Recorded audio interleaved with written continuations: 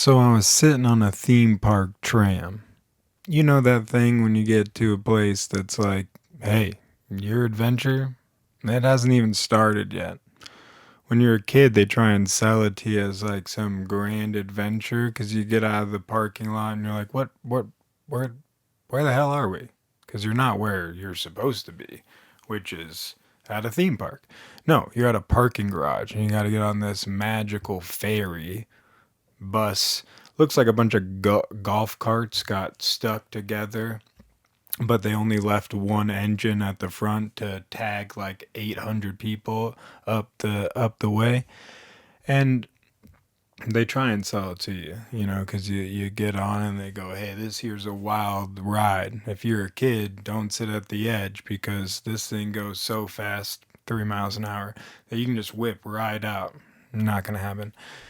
And you sit down and you're like, oh my goodness, this is like a ride before the ride. And then you start seeing warning signs like a little picture of kids playing with an X through it. And you're like, whoa, no fun allowed, or too much fun is about to be had. You don't know what those signs mean. And so you're sitting there and you're going, okay, this tram is going to get super exciting. And then it takes off and it takes you 20 minutes to go, not even a mile because you know, it's not a ride. You try anything to entertain yourself because you just realize that you're looking at nothing. There was one time I was on a tram and I started enjoying the grass. Like we weren't even like seeing it either. Sometimes you can see stuff and they show you like things going on, but I was looking at grass and I was like, "Oh my goodness, this is awesome." And I thought to myself, "Do I need to get outside more? Like what's happening right now?" When I was a kid, I was on this tram ride and I was sitting there with my twin brother. Oh, and you know how sometimes, they say that twins have that telepathy thing? No. But here was a moment where I thought it could happen. We're sitting on this tram and I'm bored. There's nothing going on. We got 20 minutes and I'm staring at grass. And so I turned to my brother and I'm thinking, oh, here's where something's gonna happen because there's not much to do, but maybe we can create one of them secret handshakes. You always hear about people doing secret handshakes. We don't really hear about them, we actually see them because if it's a secret handshake, you're not seeing it actually happen. But sometimes they do it on TV and they do boop bop and and then there's a coin toss. And you're like, whoa, where'd that coin come from? And so I'm thinking, oh, this is about to happen, right? Because my brother even looked at me and like held his hand out, and I'm thinking, oh, there's not even going to be words here. We're just going to start making it happen. And so we go and grasp, and I'm thinking, oh, the coolest technique, the little slide, when you do the slide, and I'm thinking that's what's going to go down. And so I'm thinking opportunity. This is what I've been waiting for. No, no, no, no. What he saw was an opportunity to, well, he grasped my arm and he's like, there's no way this idiot's going to let me go through with what I have planned. And clearly I did because I thought we were about to do a slide technique. So he grasped my hand, then locking one of my hands in place. And then he just took his other hand and slapped me across the face. My glasses flew off. I was like, oh my God, this is not what I had envisioned. Red searing pain. Now I can't see. And then comes the second rule on these trams where they go, anytime something falls out, just raise your hand and we'll come to a stop and we'll grab it.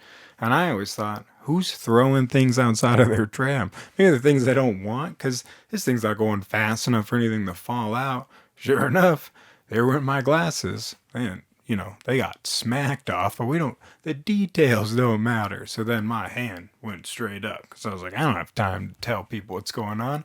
I got to let people know that my visual prowess is now on the floor, probably being run over by the tram. So I'm raising my hand. Nobody comes. There's no stop that occurs.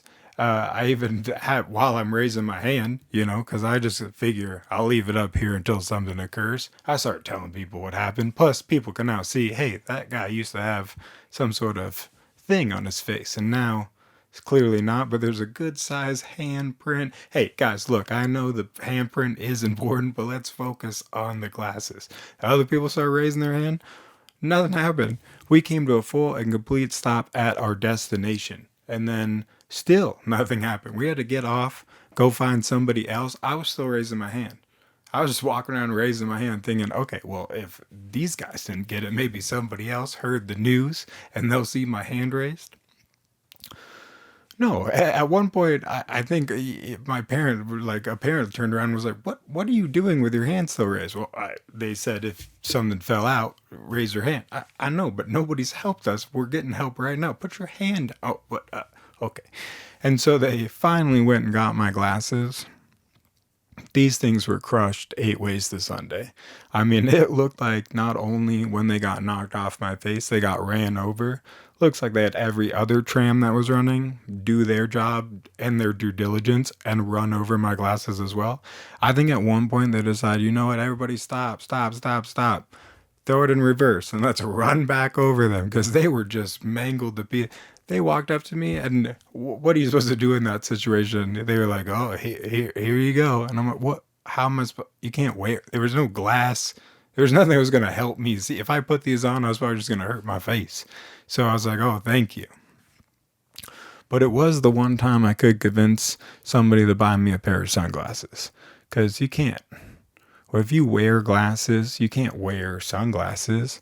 You know, you can try and put sunglasses on top of your glasses and then you have glasses on glasses, and that never works. And then when I was a kid growing up, there was a few ways you could turn these puppies into sunglasses. One of two ways, and they weren't classy at all. Well, maybe they were. But one was clip-on shades. Nope, even just saying clip-on, I'm sorry, not gonna fly.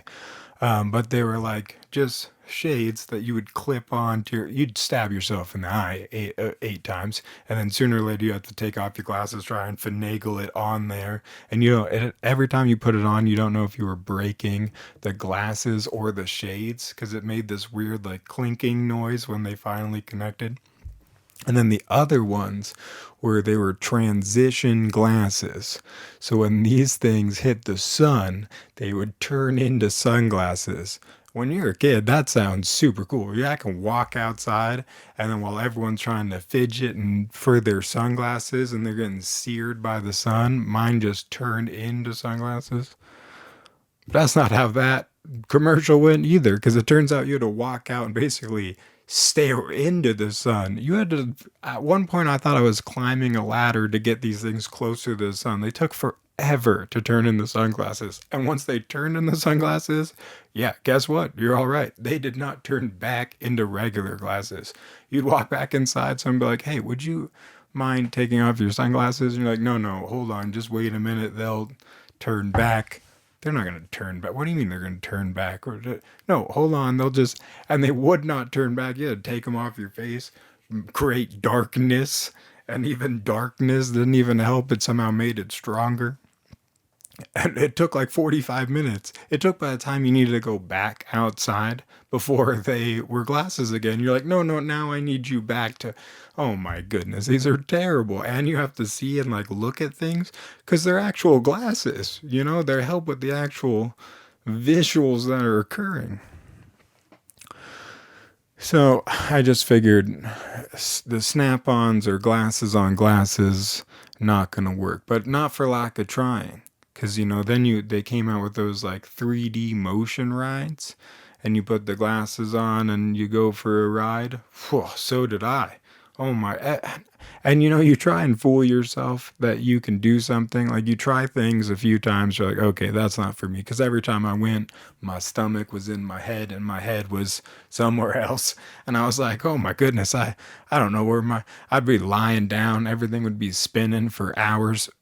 Hours later, like 3 days later, I'd still be spinning. And from just doing the whole glasses on glasses, multi-perspective, then your chair's wobbling and somebody comes and slaps you in the face.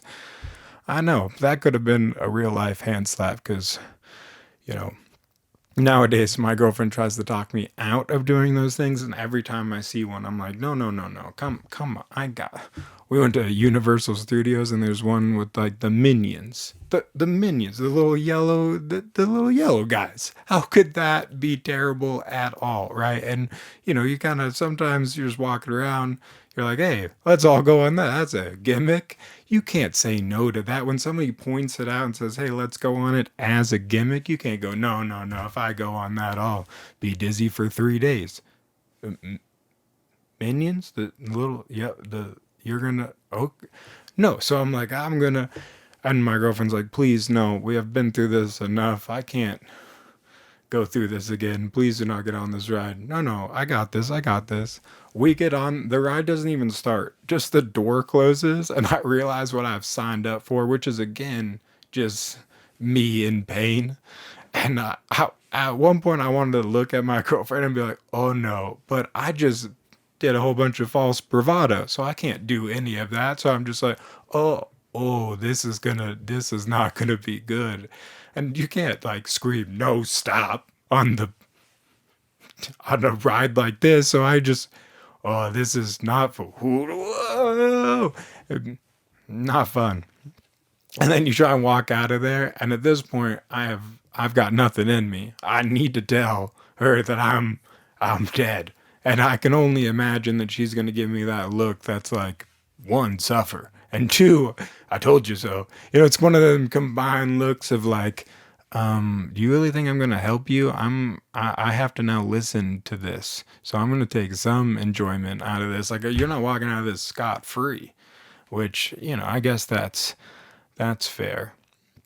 So 3D motion rides, not so good.